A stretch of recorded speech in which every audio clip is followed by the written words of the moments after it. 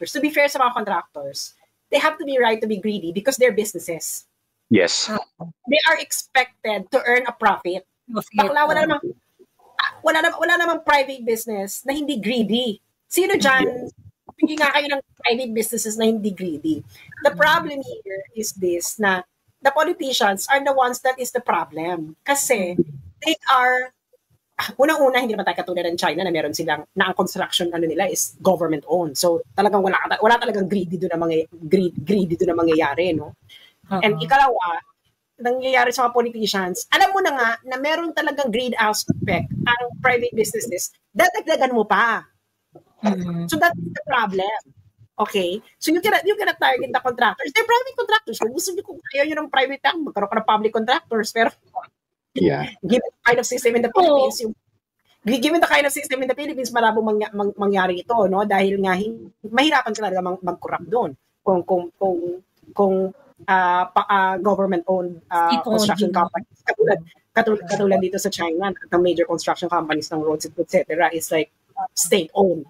So ngayon, yan ang sistema sa Pilipinas. So ang problema talaga is the politicians and the officials, government officials, that want to be greedy as well.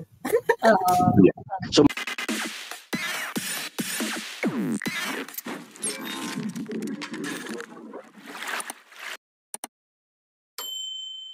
oh my God! Nabasa niyo na ba to?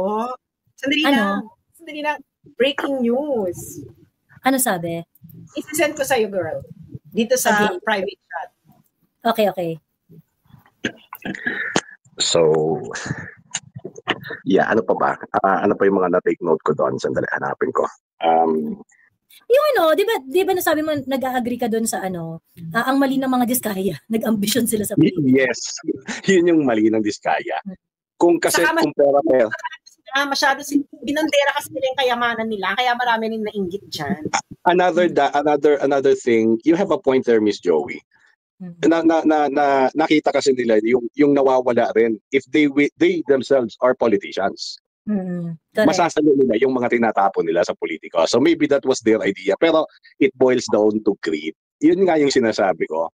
Alam mo, lagi ko sinasabi rito, hindi naman masamang mangarap tayo ng mataas, pero it's all about numbers. Yun yung lagi kong kahit saan. Ang mali nila, finlaunt nila yung wealth nila, at the same time, nag-political ambition sila. They become very, very easy to read. So ngayon, kasi dangerous combination yan meron kang political ambition pagkas ang yaman-yaman mo. Ang hindi nila naintindihan mismo, Miss Joey, yung sakit ng Pilipino. Alam natin kung anong sakit ng Pilipino. Crab mentality. Correct. Yun yung hindi nila na-consider. Hindi nila na-anticipate. Yeah. So hindi ka pwede magyabang sa harap ng mga Pilipino kasi yan yung isa sa pinaka sakit ng Pilipino. In fact, I would just like to share this one sa'yo. I am making a movement dito sa, not movement na, alam mo yon. Ang may project ako dito ngayon ay iniisa-isa ko yung mga Pilipino dito. And I was trying to convince them, you know what, tingnan nyo yung nangyayari sa Pilipinas. I guess it is about time to start within us, yung small community natin dito sa Ireland, halimbawa, sabi ko na, let us start building the nation again. Alam mo yon, ipakita natin na tayo mga Pilipino dito sa Ireland, nagkakaisa tayo, and nagmamahalan tayo, nagtutulungan tayo. Hindi natin kailangan ng politiko, ng gobyerno.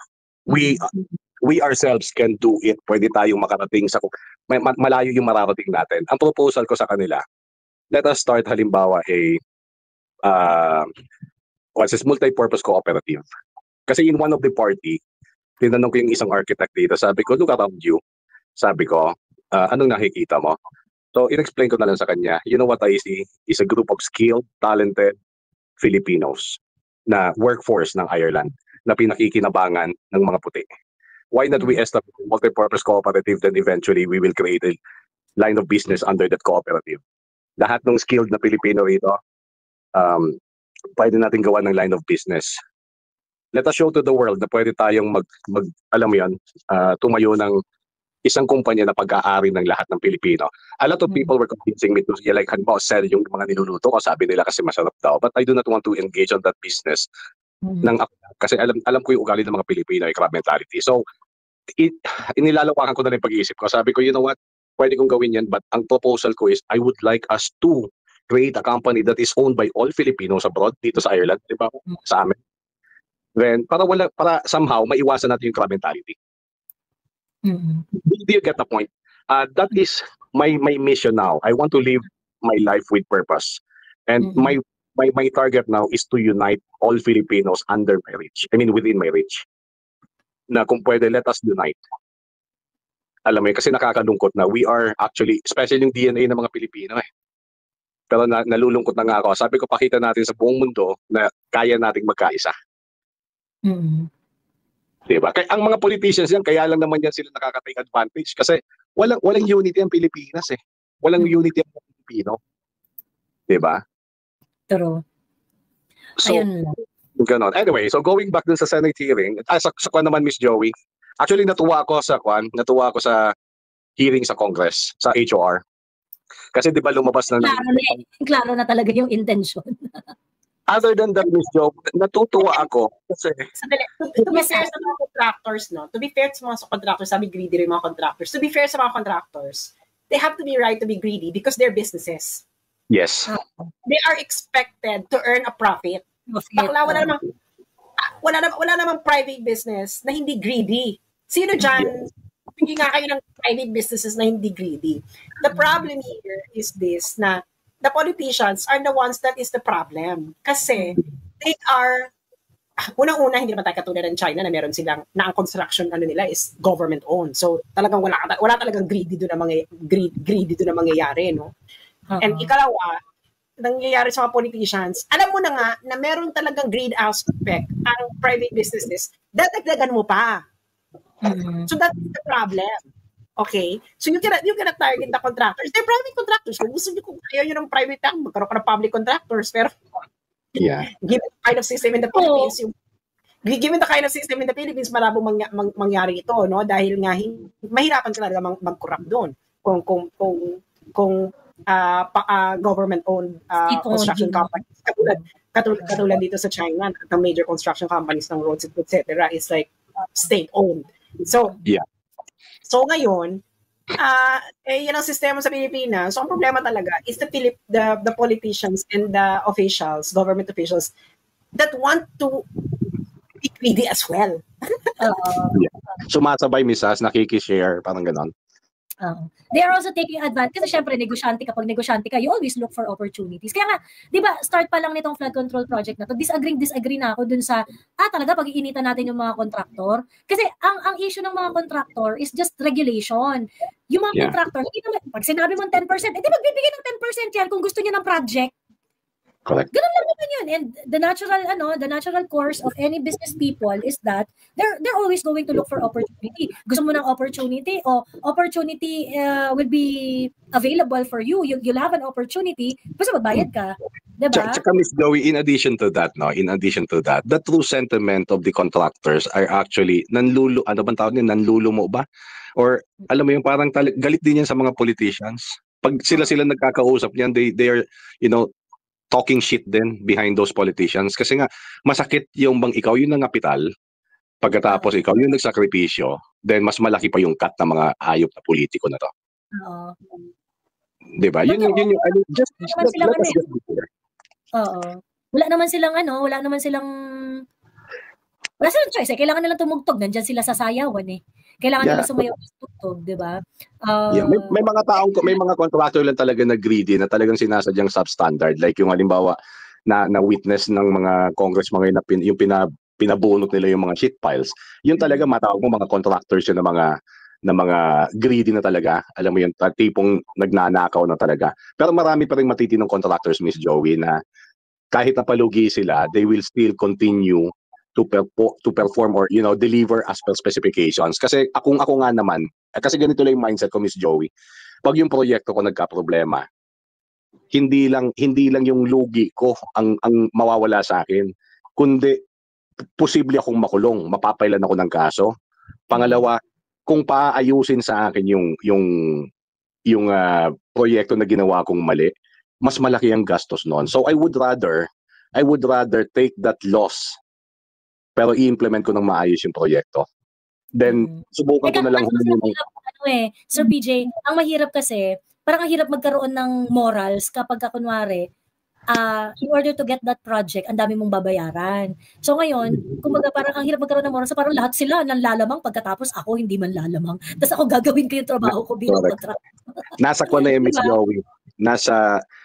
Depende na yan sa contractor. But I am telling you, ako may mga kilala akong contractor. In fact, nung nasa opisina ako, I am recommending contractors na maayos. Kasi ako kinakausap ko yung mga yan nung araw eh. Sabi ko, alam mo, pakiusap ko lang sa inyo, gawin nyo lang yung trabaho ng tama. Kasi hindi naman kayo malulugi rito eh. Kasi when I was in the office before, when I prepare projects, halimbawa na nakatoka kay contractor A, ang ginagawa ko, kitingnan mo kung baka nagkamali ako. Kasi may blessing na sila, Miss Joey. I just want to make that clear, ha? Wala na rin ako magagawa eh. Yun yung utos sa taas eh. Nasa kanya mapupunta eh. So what I do is, pinatitingnan ko kung okay yung proyekto, yung estimate na ginagawa ko.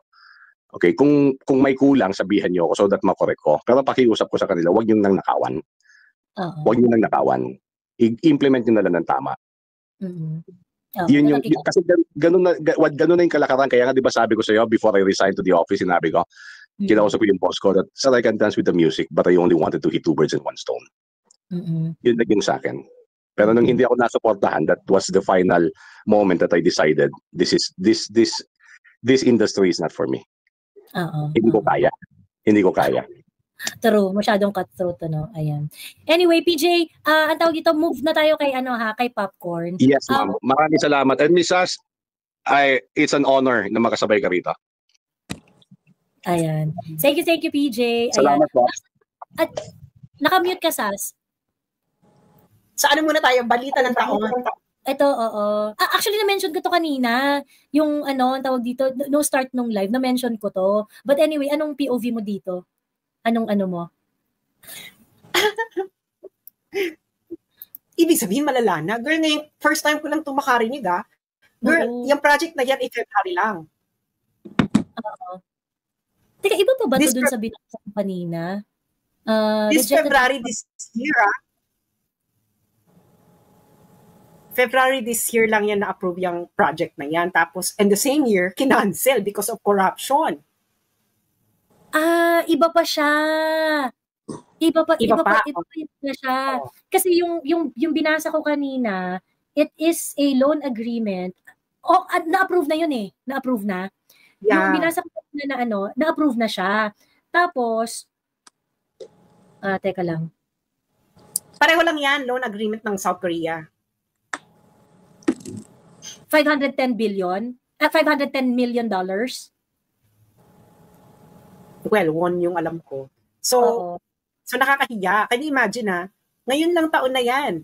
So ibig sabihin, gano'n na kalala. Kasi ito approve ng 2024. 2024 siya approve. Iba pa talaga? Iba pa? Nakakahiya. Tapos hinabol nila. Sabi nila, ang tawag dito, the Ministry of Strategy and Finance has decided not to support the project due to potential corruption and mismanagement and officially notified the Philippines in April 2024. Ay, iba pa to, Babs. So, 2 times na ang Korea. Oo. Nakakahiya kayo. Nakakahiya ka, Bongbong. Oo. Girl, parang ngayon na ako nakarinig na ganito, kaka-approve ng loan, tapos biglang, cancelled na dahil corrupt kayo, mga magnanakaw kayo. True. Tangina. Ayun. So hindi siya hindi siya na-approve yung loan pero hinabol nila. Tapos sabi hindi na kami suspended na. May isa silang due to the pressure from Representative Kwon Song-dong and the Minister Choi Sang-mok, di ba na siya, they decided not to support in 2024. Pero merong naglobby na mga Korean representative, si Kwon Song-dong and si Minister Choi Sang-mok na i-proceed daw yung project. Pero yung South Korean president sabi, hindi, isususpend natin ito. Ayan, finally, South Korean President Lee Jae-myung announced the suspension of the project. He said the fortunate thing is that the project had not yet begun. Ayun. Kasi nga, dahil ang issue nga nila is because of concerns of corruption and insolvency. So, yun na nga, magnanakaw. At ang malala yung insolvency. Ibig sabihin, walang pera ang gobyerno. Oo, walang pambayad. Nakakahiya. So, magnanakaw na kayo, wala pa kayong pera. Oo. Grabe. Ayun. Miss Joey, nagkakagulo daw sa Nepal. Oo nga, sinunog na nga daw yung First Lady. Totoo ba? Totoo ba yan? Sinunog yung First Lady? Nepal, burn. Sinunog yung bahay nila. Nandun yung First Lady. So, tegi. Ay, tangin na. Ay, kailan ba natin gagawin yan dito? Ayun. Anyway, hello, Popcorn. Hello, Joey, Sas. Hello. Coach. Anyway, okay, ano yung topic mo? Ang mali ng Diskaya. Okay, magbigay lang ako ng POV ko dito or mga opinion ko dito. Sure, go ahead. Oo, ikaw na. Ano ko, snapshot muna sa nag-umpisa. Actually, yung mga bidding no, yung mga kontrata ka noon pa sa panahon pa ni Cory. So usually sa local level, usually pinapublish yan sa local papers. Then ang mga contractors or mga whoever na gustong sumali, kukuha sila, bibili sila ng blueprint. Kung halimbawa school, pupunta sila sa school kung saan yun, kukuha sila ng blueprint, and then gagawa nila iyon ng mga project proposal and all those things. And then after that, mayroong araw na date na pupunta ka doon sa school para i-submit mo yung ilaglag mo yung ibigay mo yung yung mga project proposal mo para makita mo din i-open niya ng halimbawa engineer o provincial engineer, titingnan nila yung kung sino ang nananalo. Kaya nga sinasabi ko noon na lowest bidder usually yan kasi ang intention yan is makasave ng pera ang gobyerno. Kung halimbawa ang is 10 million, walang dapat nakakaalam yan ng mga contractors. Hindi katulad ngayon dito katulad nila Diskaya, nakakaalam yan, meron siyang insider. So halimbawa kung 10 million, kung walang nakakaalam, ang mga bidders, ang mga project nila is babaan talaga nila. For example, ang pinaka-lowest bidder is 8 million, so nakaka-save usually ang gobyerno ng 2 million. Yun actually ang tamang paraan. Pero noon pa, meron na talaga yung mga kakong o meron na talaga yung bigayan. Halimbawa, kung halimbawa doon sa local level lang tayo, kung halimbawa provincial engineer.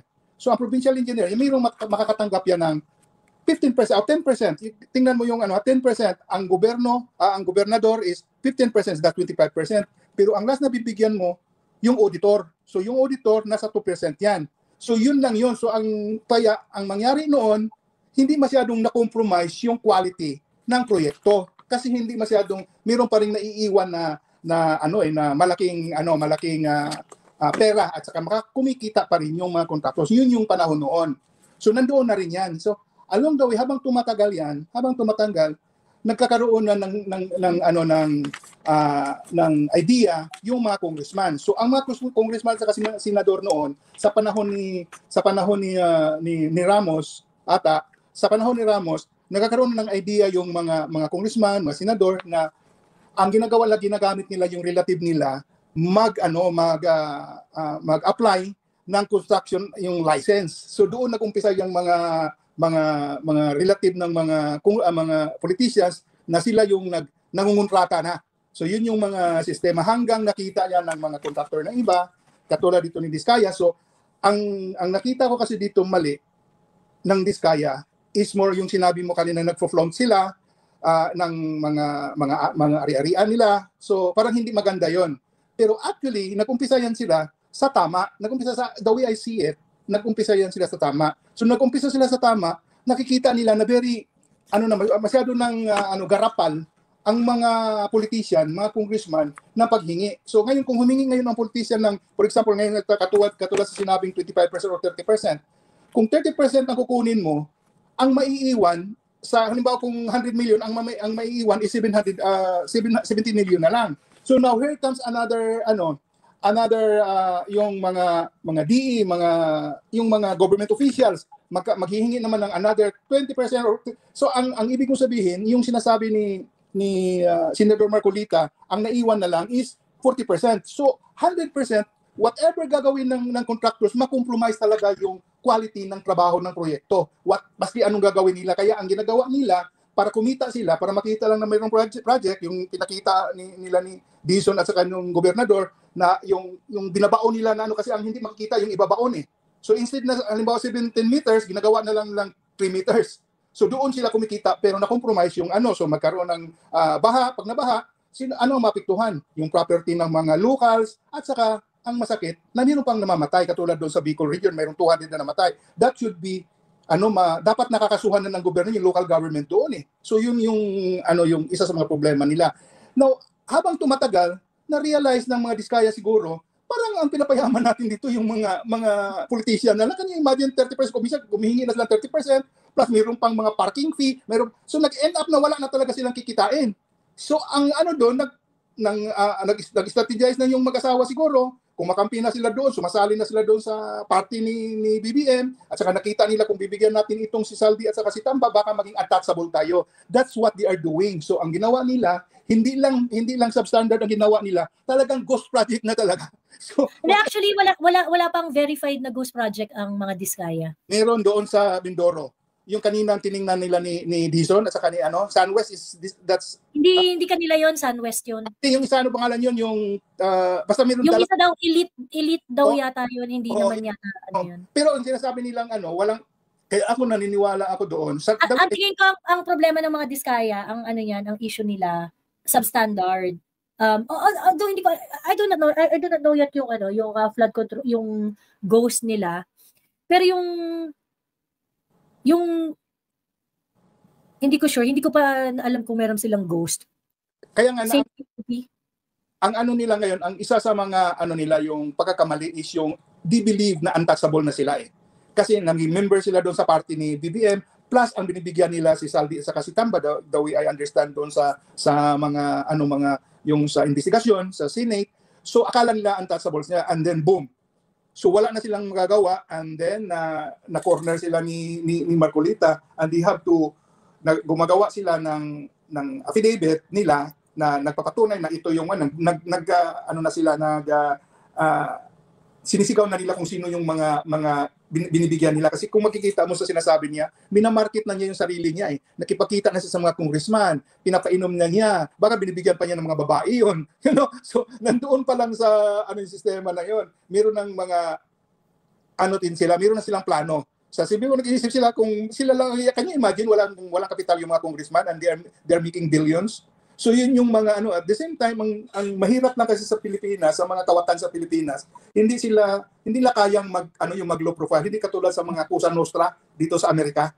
Yung mafia, ang mafia, ang isa talaga sa mga inaano niya sa mga kabo niya or mga niya, sabihin na huwag kayong magpapakita na magpo-flaunt kayo ng meron kayong mga sports car and all, yung magpapakita kayo ng magaganda yung mga relo nyo, talagang low profile. Kaya kung makita mo sila meron na sa 80 years old na sila, 100 years old na sila, buhay pa rin sila pa rin yung godfather sa yun ang hindi kaya ng mga Pilipino. Ang mga Pilipino nagpapakita katulad ni Bryce.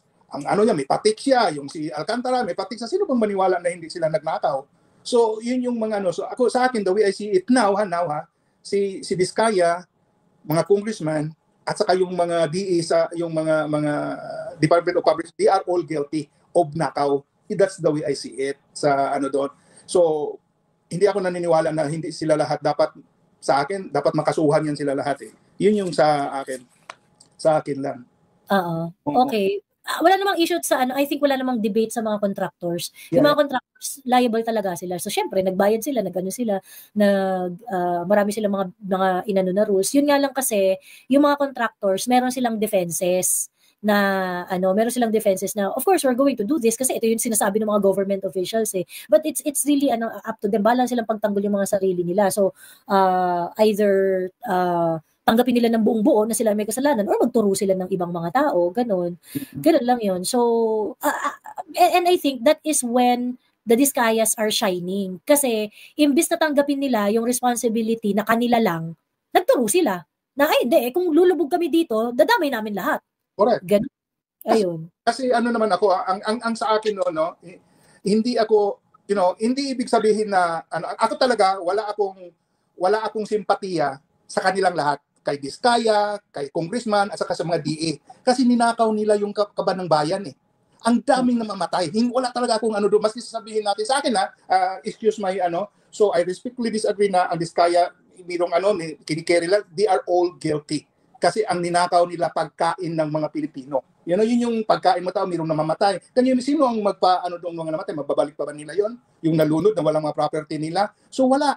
So ngayon kung makita mo yung mga ginagawa nila, ang talagang there's a chance na mawala yung mayroong mamamatay talaga. Ngayon pag mayroon na namang bahan darating, mamatay, ano na naman ang gagawin nila? So they are all guilty. Yung mga politicians, I hope yung mga bago doon, I don't know if makakainin din yan sila sa sistema. Kaya ang dapat gagawin diyan, kailangan i-eliminate na sila lahat. Wala nang eliminate na sila lahat. Hindi yung pwedeng ito siya sabi ni Marcolita. Ako sa akin din, hindi naman ako masyadong kay Marcolita na yung less guilty o ikaw maging statement. They are all guilty. They are all guilty. Yun yung why would you para lang magturuan. Ngayon ang ginagawa nila ngayon. Hindi, importante kasi yon Popcorn. In order to catch the most guilty, okay? Ganito nga yan. Ito kasi yung logic niyan. Ito yung legal logic niyan. Yung mga diskaya, may kasalanan sila. Walang problema doon, may kasalanan sila. So marami pa rin silang pananagutan, okay? However, kapag makikipagtulungan sila, mababawasan yung mga maaaring consequence na makuha nila. Kasi ituturo mo yung mas guilty sa'yo. Ibig sabihin, if not for these people, hindi mangyayari yung krimen. Okay? Yun yung condition yan. So may mga rules yan.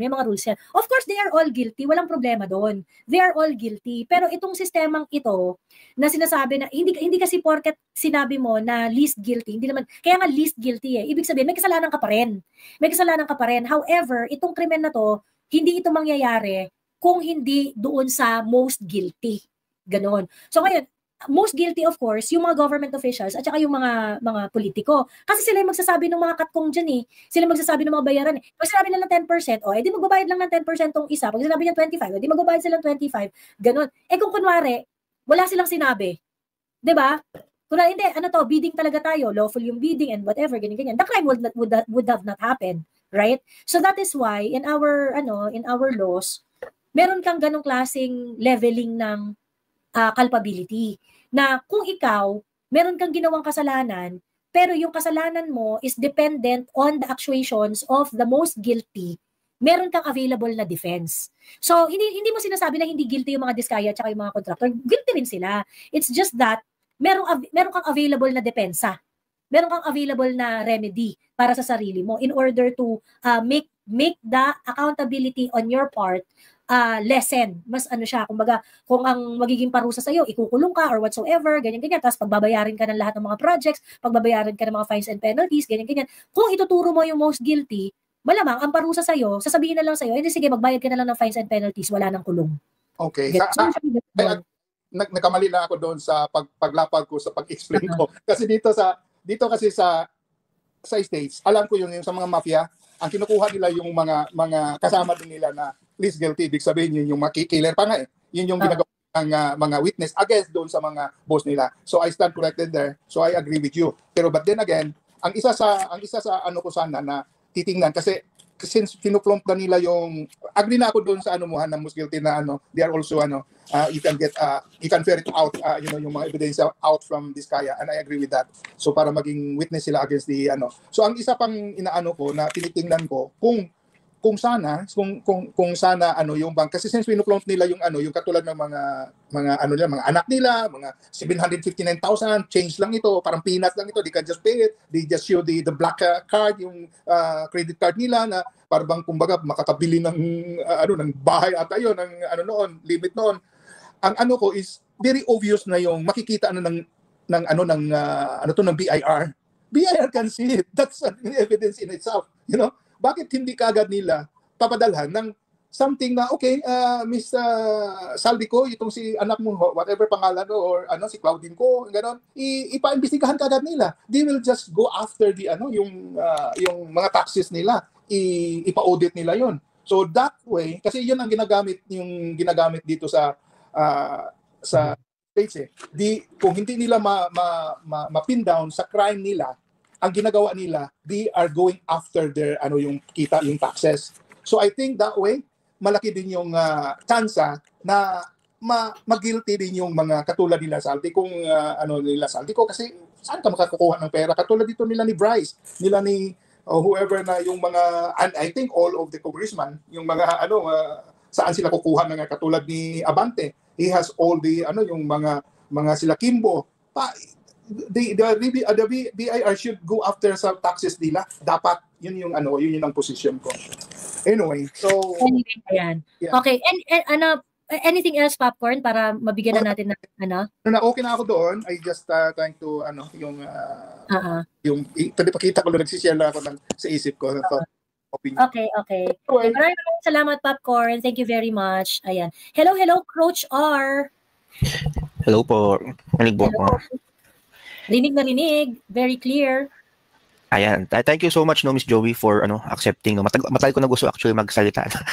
Naiala ko. Pero Buti naman at nagkaroon ka na ng lakas ng loob. Ayan. Oo nga po eh. Pero yun nga, gusto ko lang ilabas yung frustration ko regarding dito sa mga current events. No? Kumbaga, na-realize ko na sa Pilipinas pala, hindi talaga drug lords itong pinaka-problema. No? It's the government itself na talagang kahit sino mga maupo dyan, hanggat andyan yung mga permanent shit na hindi natatanggal. Kasi at least pag drug lords, kaya mong patayin eh. Kaya mong gumawa ng mga drug addicts, drug lords, kaya mong i-uproot eh. Pero itong mga nasa nakaupo, itong mga nasa gobyerno, ang hirap tanggalin. Nakatago no? Nakatago.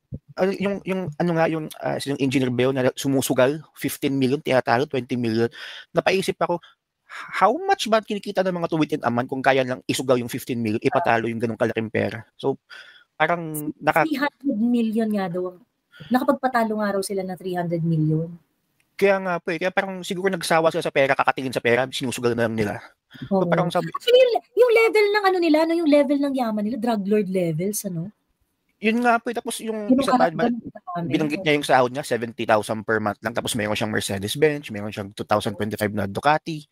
Tapos, makikita mo sa hearing na parang pabebe Nalala ko, nagtatrabaho ko, na ganyan ng sweldo ko. Inaabot pa ako minsan ng Petsa de Peligro eh. Wala pa akong anak nun Yun nga po eh. Kaya sabi ko, grabe itong kaya napaisip ako, kahit siguro si Sara maupo by next term, hanggat di nawawala tong mga siraulo na to, hindi ko alam paano tatanggalin yung mga yan eh. Kaya ako, part of me na gusto ko parang girahin na lang tayo eh. Girahin na lang tayo ng China para bagsakan na lang tayo ng bomba. O kasi nakaka-frustrate katulad ng ba nangyari kay Duterte, pinalipad sa yung mga MIU walang nagawa. Or siguro iba takot. I don't tapos pero pag nakita mo sa YouTube yung mga nila, ang tatapang daw nila, mga Scout Ranger. Tapos 'di ba, parang wala nga kayong nagawa nung kidnap si Duterte tapos ngayon mag-aano kayo. Pero may yung mga nag-resign naman ng mga police which is at least pa doon yung honor. Kaso yung mga official, sana yung at that time, parang yung inaano ko na ito na yung tipping point, baka mangyari na yung people power eh. Kung may nag-step up lang siguro na active officer at that time, matitigil yun eh. Hindi yun siya mapapalipad eh. Kung mayroon nagtagal siguro isang general lang doon o kahit na colonel lang eh, yung batalyon niya, hinaral lang doon sa tab ng kaso wala eh.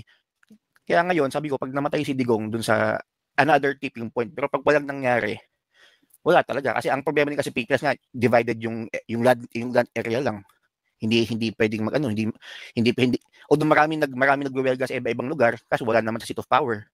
Hindi pwedeng Kaya sabi ko, ang hirap na ang hirap umaban ng patas dito sa Pilipinas. Tapos makita mo, ganyan lang, inaano lang yung pera mo. Tapos ito pa, yung si Marcos gusto gusto makisali sa Taiwan. Doon sa awan ng Taiwan. Kung ako lang China, girahin yung Taiwan, sumali Pilipinas, I will not even bother sending an invasion force sa Pilipinas eh. Gagawin ko, bobombahin ko ang lahat ng airports, lahat ng ports. Maggagawa akong no-fly zone. Blockade lahat ng mga ports. Magugutom tayo lahat. Titignan ko lang lahat ng Pilipino magpapatayan sa pagkain. Hindi pa nga kahit nga hindi dumating dun eh. Kahit hindi na lang makipag-trade ang China sa atin. Yun nga po eh, yun nga. Diba? Gutom tayo. Gutom tayo. Sa bigas pa lang eh. Actually, feeling ko talaga nagkukulang tayo sa bigas. Dahil nga sa ulan-ulan na yan. Kaso nga, syempre, kaya siguro at that time, yung importation ng bigas, parang inano ni Duterte. Parang na-issue yan yung bigas-bigas na yan. Pero parang hindi niya masyadong inano. Kasi gets niya eh. Kasi pag tinigil niya yung presyo ng bigas, hindi talaga bababa, tataas. Kaya sabi ko, ang hirap na nitong Pilipinas na tapos Miss Joey, permission na magmura pwede. Go! Labas mo yung galit mo. Kayong mga mainstream media, kayong mga pink lawan kayo, mga putang yung mga deputa kamo ni Meron kamo nayawa kamo. Buti pa kaming mga DDS we call out pag may mali, yung si BBM, sinuportahan namin dati yan kasi akala namin siya yung gagawa, susunod sa mga ginawa ni Digong. Pero at least, ng continuity di ba? Yes po, actually po, nag-ano ako dyan, sumuporta ako dyan kasi nung interview na regarding sa tubig, yung sinabi niya na bakit yung tubig privatize dapat hawak ng gobyerno yan. Sabi ko, uy, pwede to. Pero yung pala, mas grabe pa kay Abnoy. Napakan. So at least tayo mga pro Dutertes talaga na kino-call out natin yung mali. Hindi katulad sa mga pink lawans. Puta, ito siguro kung si Risa, si Lenny, kung kinontra lang na si BBM for this administration, baka bumili pa ako sa kanila. Di ba? Yes, correct. Baka makuha pa nila yung malaking portion ng mga tahimik na mga DDS lang. Correct. Kaso po, nag-combine. Tapos, ngayon maingay sila sa mga groups na puta, yung mga pro DDS senators na parang inaano ngayon sa hearing regarding about yung flood control. Di ba sila nagtaka after nung nagkaroon ng mga naming names, nag-shuffle kagad ng ng position sa Senado ng mga sa Senate President, Blue Ribbon. Parang putang wala akong master's degree.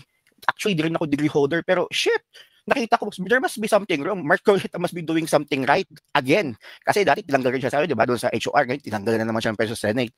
So sabi ko, putang ina, grabe yung nanggigigil ako na gusto ko na lang makipagsalib sa impyerno na parang gusto kong pakuluan ng utak na lahat pa isa-isa Pero alam mo, Coach R, nung inano nila, kasi di ba si Mark Coleta, gusto niya talaga yan yung Senate Blue Ribbon Committee, o tapos tinanggal siya, walang kaabog-abog, ganyan. Ito siya, sinisip ko, sabi ko, shit, sana magalit yung iglesia? Kasi di ba yung isa sa mga reason, isa sa mga nag-trigger sa iglesia, kaya rin sila nag-march nung January 13. Kasi nga, nung tumayo si Marcoleta, para questionin yung mga nangyayaring investigation on VP Inday, sa budget hearing yun ng, budget hearing ng OVP. Tapos parang he was asking on the ano ba na ba ngayon ang tingin natin sa parliamentary courtesy, ganyan, sa nagaganon siya. Tapos because he stood up and he argued about fairness and what should be the procedure in House of Representatives, tinanggal siya lahat ng committee. Ganon, tinanggal siya ng committee. O pagkatapos, well, I think, kasi yun rin naman yung sinasabi ng mga ibang miyembro ng INC na isa talaga yun sa mga nakatrigger sa iglesia na lumabas. Tapos sabi ko, sana kawawain uli ng bonggang-bongga. Tawagatan si Marcoleta para kasama natin uli yung iglesia ni Cristo. Yun nga po, na parang ito pa, napatunayan ulit na itong mga dilawans ng mga politicians, walang palabra di honor. Talagang anong interest yung taga nila, puro sila pabebe. Kaya ako wala akong tiwala sa mga politikong pinapabango ng mainstream media. Kandun si Vico, si Magalong pwede pa Pero, alam ko na pag yung mainstream media medyo mabulaklak magsalita sa'yo regarding sa mga corruption, puta, alam ko na, may something dyan. Lalo na ngayon, lalo na sa situation ngayon. Kaya sabi ko, kaya sana yung mga nasa mainstream din ng yung mga host dati na napaka-anti-Marcos pero ngayon napakatahimik, no? Tapos parang mga pro-Marcos pa ngayon, mga putang ina nyo po lahat. Sana po yung utak nyo kupakuluan ni Satanas. Na pumutok po sana yan, no? Kasi grabe. Tayo sa mundo. O nga po, na-drain na po lahat ng energy ko kasi pag nag-radyo ako, biglang may singit na mga ganyang comments, yung mga DJ, mga halatang mga pink lawans, tsaka pansin ko sa mga pink lawans, mga social climbers, especially sa mga new generation ngayon na mga pabebe, mga paano. Doon ako na for first rate, sabi ko, ano ba nangyayari sa mga... Yung teka. Ito. May, wait. Papakita ko lang yung si Vico Soto. May post si Vico Soto. Hindi ko alam kasi, teka lang ha. Si Vico Soto yata talaga yung nag-post. Ayan, tama si Vico Soto ha. Nag-post si Vico Soto. So, parang, oh my God, this is so pink. This is so pink. Kadiri. Ayan. Eh di, ang tawag dito, yung table sa DPWH, tapos yung table niya. Sumalubong sa akin pagkagaling ko sa Congress. Yan, office table daw ng DPWH, tapos ito raw yung office table niya. Ayan, ang dami ng mga papel. So, ayun. Kaya nga po, parang siyang ngayon na, parang arte-arte niya Ay, sorry, hindi mo pala napakita. Ito, sorry. Ayan, pinost ni Vico Soto, ito yung so yung office table ng DPWH. Kasi ito yung pinakita ni Bryce Ayan, bagay sa ito yung office table niya. Sabi parang, Sobrang pink. Ano ba to? Yung parang, ang linis-linis ko, dali-dalisay ko. Kaya nga, lahat sila kura, pero ako mabait. Tsaka, siguro po kung si Vico, kung for example, nag-comment siya regarding kay Kun, hindi lang yung contractors yung pinalagan niya, yung mga kongresista na rin, yung above the line na, siguro baka bumilib pa ako sa kanya eh. Pero the fact na itong nakafocus lang siya sa mga contractors yan, parang sabi ko, napaka-bagahinang banat yan. Kasi alam naman na, nung pumasok sa politiko, andyan na yan eh. Wala pa siya dyan, andyan na yung mga corruption na yan eh. Kasi hindi naman napapalitan yung mga nandyan, yung mga engineers, yung mga district engineers na yan, yung mga ano. Kaya sabi ko, grabe itong Pilipinas. Kaya sana, ito, China, if you are listening, if ever you declare war to the Philippines, no, please bomb first the Congress, not the civilians. Kung may zona, please, unahin nyo muna sila. Sana kung tatargetin niyo po, total very very accurate naman na inyong mga weapons. Oo nga. Sure, alam niyo naman po yung bahay ng mga kongresista namin. Ayan. Yun nga po eh. Tsaka yung ano, di ba nagparade yung China dito lang. Tapos before that, nagparade yung US. Ang laki ng difference. Kasi nung nakita ko yung parada ng US, parang yung marcha nila, hindi sabay-sabay. Makita mo may mga not no offense, pero may mga autistic pa na nagmamarcha doon na parang iba yung galaw, parang di mo pagkakatawa, may baralan. Oo. Kaya sabi ko, iba na talaga tong sana talaga na may sariling galaw sila. May sariling galaw. Oo. Kaya sabi ko sana talaga na pero sana ako manalo man talaga. I'm praying to God na manalo si Sara next term. And I pray also na hindi lang 6 years siya maupo, na sana magkaroon ng way malagpasan natin tong cycle of corruption kasi kahit sinong iupo, wala talaga eh. Nasa Pilipinas ka ba, Coach? Yes po, nasa Pilipinas po. Nasa Pilipinas ka, ayan. Kaya ramdam kong, buti dati nasa Manila ako, pero nung kay Digong, hindi naman ganun binabaha sa Manila, ngayon lang talaga yung baha na lubugan eh. Siguro gas baha na grabe, yung Undoy, tsaka may isa pa. Pero not necessarily yung kaya pero naano ko na, di ba nila ma-compare yun? At that time, partida may pandemic pa. Kaya paano nag-survive kayo? Ngayon, hindi nyo simpleng, at least paano at that time, pandemic, nakapagbigay pa ng pagkain eh. Kaya paano, hindi, siguro corrupt man ka ng konti, at least the rest, naibigay ng tama sa tao. Pero ngayon, wala talagang tira eh. Kahit sana, sukliman lang na maayos. Ayun nga. Anyway, siya, ang tawag dito, Coach, ganito na lang. Kapag ka nagkaroon ng massive movement, I think marami ako naririnig eh. Maghintay lang tayo, maging vigilant lang tayo. Pero it looks like some people are organizing already eh. May nagtatanong dito, yung rally daw ba sa 13, ano daw ba yon? Kasi parang malansalo yung amoy kasi yung iba parang ang nag-organize mga pink.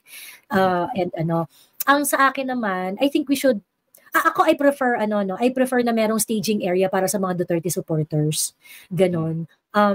But if the people who are going to join, regardless of their color, are going to march because of the flood control scandal, I am all in. Wala naman akong problema na makasama yung ibang kulay dyan. Pero the moment that you're going to use it to, for your political advantage, all of us should be ready to call it out also. So, kaya pagka nagpunta kayo sa rally, pagkatapos biglang nagkaroon ng mga kanya-kanyang interest, ganyan-ganyan. Yung biglang hijackin yung rally for certain purpose, ganyan-ganyan. So, biglang nagkaroon ng anti-Duterte calls, yung mga ganyan.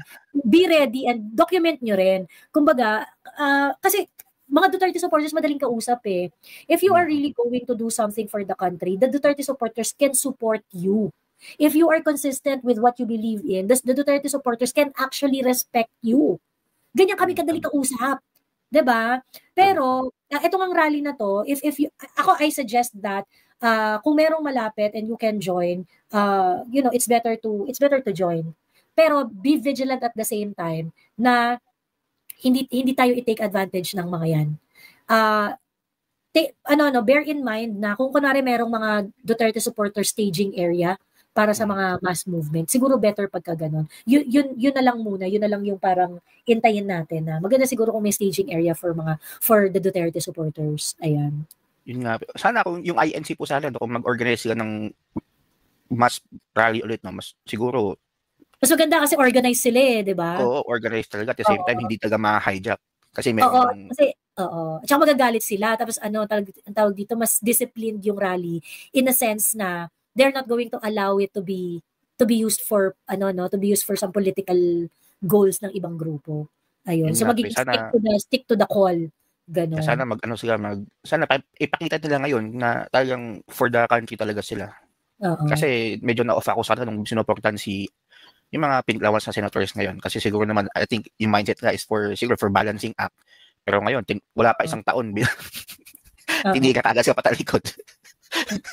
Tanggal yung ano nila. So, yun lang. Thank you so much, Miss Joey, for giving me this opportunity. And hopefully, yun nga, we can destroy this cycle of corruption. And I hope na maging okay talaga sa Pilipinas. Sabi ni Lars, bakit iaasa na naman sa INC? Umiiwas nga sila sa usaping politika. Hindi naman sa inaasa sa INC, pero kasi INC being on the streets would really help a lot when it comes to bringing people outside, bringing people from to the streets, yun. So yun yung value nun. So kung magrarally yung Iglesia ni Cristo at lalabas sila, and then the Duterte supporters can also stage its own rally. And if we have the same purpose, ang laki kasing bagay nun eh. Malaking bagay siya talaga. So ako I prefer na hindi naman sa inaasa sa kanila, no, pero kasi kung mag-oorganisa sila and they have the ability to really organize, well and good. Pabor sa atin yun. Let's take it. Diba? Ba't mo tatanggihan? Diba? Ba't mo tatanggihan? Makakatulong yun sa laban natin. Ayun. Yes. Tsaka may hirapan sa i-hijack. Oo. Ayun. Anyway, Coach R, meron ka pang gustong i-chika? Wala na. Thank you so much, Omi, for this opportunity. Okay. Thank you very much, Coach R. Ayan. Hello, Chiki S. Isara mo na ang tindahan, Chiki S. Hi, Miss Joey. Rinig po ba? Yes, rinig ka po. Hi po, at saka kay Miss Sas. I'll just be short lang po. May question lang po ako regarding if Marcoleta is no longer parang nag-head ng Blue Ribbon Committee ng Senate. So, hindi na din siya part ng po. So, hindi siya pwedeng magtanong kung magtanong. No, I think it's still going to be a part of it kung sakali man. At saka, pwede naman silang maging part nun. Makakapagtanong pa rin siya. Yun nga lang kasi, hindi na siya magkakaroon ng hindi na siya makakapag-decide on how the hearing should go. So, ayun. Ano lang din kasi hindi na siya in control, yan. Yeah, yun lang din, no. So, yun nakakalungkot yung mga nangyari sa Philippines. Kasi andun na 'di ba? Parang it's very out in the open na, pero nako-control talaga nila yung narrative. Pero sana parang yun lang na-share nyo na lahat naman ng bansa may corruption, pero yung Philippines talaga totoo yung pag lumabas ka ng bahay nyo, talagang obvious na yung corruption is very very clear na ayun. Kasi nga yung magalit ng mga tao yun yung problem parang chill pa. Well, ngayon, malakas yung clamor, mataas yung clamor. So, let us take advantage. And, ang tawag dito, yung, kumbaga, it's really time to think about kung, what are we going to do? Kumbaga, kaya nga dapat talaga maging vigilant na tayo ngayon. You talk to the people that you love, your family members, your colleagues, your friends, your barkadas, ganyan. Kasi if we're not gonna go to the streets and protest about this, deserve nating mamatay lahat sa totoo lang. If we cannot really pull off an effective protest, lalo lang silang mai-embolden. And yung ang ganito, sobrang kapal na ng mukha nila dito sa pagkukorrupt nila, talagang brazen na talaga. Talagang wala talaga silang hiya-hiya. Kumbaga, nandun na tayo sa level ng corruption na wala na silang tinitira para sa mga Pilipino. And if we're going to accept this, well, ibig sabihin, deserve nating mamatay lahat dahil sa korupsyon kung wala tayong gagawin. So, I think it's really about time na maisip ng lahat ng Pilipino na you really have to go out and protest about this. Yeah. Tsaka yung idea na parang ginugroom nila si Vico Soto, it's not really time kasi it's a war era na po. Iluluklok po yung ganyang klase leader sa Philippines. Parang, and now Trump and our president and Xi Jinping are going to parang meet. I don't know if what will be their meeting will be all about. Tapos magsa-strategize na yung ano na yan eh. Dalawang malalaking bansa. You'll be in the middle of this, you know, so ewan, parang left and right na yung problem sa atin. Parang overwhelming na, no? Overwhelming na. So, so kaya ngayon na eh, ano, tawag dito? Either we accept it and di ba, mamatay na lang sa ganitong sitwasyon or ano, or lumaban yung mga tao, di ba? We find solution to this. Ayun. Sabi ni Spad, lipat ka na lang dito sa Davao, ate, welcome kayo dito. Makikikain ako sa bahay niyo, ano, Ashley. Yeah. Makikikain ako sa ano ulam niyo dyan? Mahingi ako ulam niyo. Hindi kayo magdadala ako sarili kong kanin. Ayan. Kapag may barricade at pupersahin kayo, huwag kayong mag-focus sa shield. Mag-focus kayo para ma-outbalance. Kapag nilapitan yung isa, huwag niyong pabayaan, lamukin niyo, focus sa paa, always target outbalance. Sabi ni Ignis. Grabe yung mga payo ni Ignis. Ayan. At ano magkakaroon ba ng 2028 election? Nagpulong ng leader ng Ukraine at Pilipinas as if naman bumaba sa pwesto si BBM, alam niya na mas masahol pa ang sasapitin niya sa Duterte. Ayun. Well, anyway, basta ako at this moment, no, sa akin, ang importante sa ngayon, we have to solve this problem. We have to solve the flood control scandal. If we cannot solve this problem, deserve nating mamatay lahat. Yeah. Kasi ang flood control, doon sila na fact check, pero actually, it's all sides of, you know, government, like in many areas may corruption. It's just that this one is so blatant. Tangina, wala nang tinira sa mga Pilipino eh. Yeah. Wala nang tinira eh. Ninakaw na nila. 'Di ba? Sabi ko nga, pagka kunwari siguro may corruption, pero meron kang makikita na output na napapakinabangan ng mga tao, na ano, ganyan. Parang, may corruption, mali yan, bad trip yan, kasi parang dapat ibibigay mo yung pera na yan para sa mga... Pero pagka, alam mo yun, yung... Hindi kasi, of course, syempre, as much as possible, we do not want to tolerate corruption, ano? Hindi natin gusto na, hindi natin nino-normalize yan. Pero, hindi tayo hahantong sa ganito karimari-marim na sitwasyon. Kung sana, meron man lang, may honor among thieves, alam mo yon? Merong honor among thieves. Ang problema, wala na talagang honor. Talaga everyone's really, after each other's throat pagdating sa kitaan ng pera. Na wala silang pakialam kahit kahit na nagnanakaw na sila pagkatapos yung supposedly para hindi sila mahalata, gagawa sila ng effort. Wala na silang effort na magtago. Wala silang effort na magtago ng nakaw. So, kasi nandito na tayo sa dulo eh. Oo. It's a matter of how big or small, but they're still involved. And we should not accept this. We should not tolerate this.